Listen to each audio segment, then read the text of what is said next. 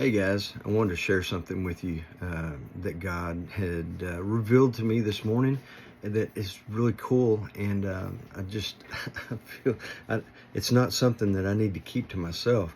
Um, I've been working on um, this study or lesson about being able to know ourselves and know our enemy.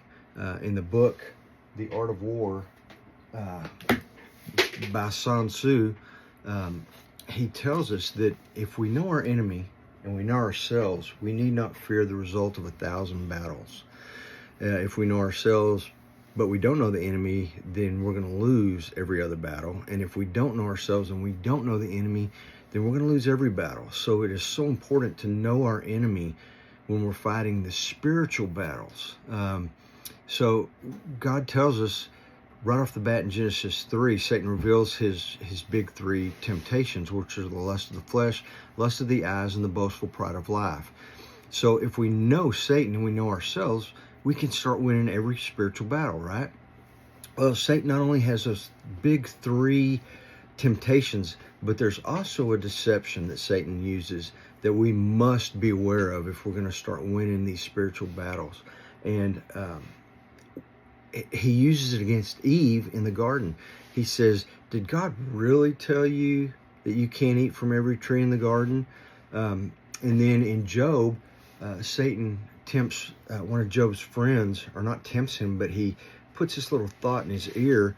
He says, can a man really be righteous in front of God? And so these little questions, these little nagging thoughts that cause dissension, or make you start questioning the authority. But what I saw today, what God showed me today, is so awesome. So I'm in Matthew 27, where Jesus is on the cross, and there's two thieves on either side of him. And one of the thieves says to Jesus, if you're the Son of God, come down off this cross and rescue us, basically. And it reminded me all of a sudden, I was like, oh my gosh, those were not his words. The first time we see this phrase is earlier in Matthew chapter 4, when Jesus is being tempted in the wilderness, and Satan twice says to Jesus, if you're the Son of God, turn these rocks into bread. Feed yourself if you're hungry. If you're the Son of God, throw yourself down and the angels will catch you. So you can almost see Satan whispering in the ear of this thief on the cross. He says, if you're the Son of God.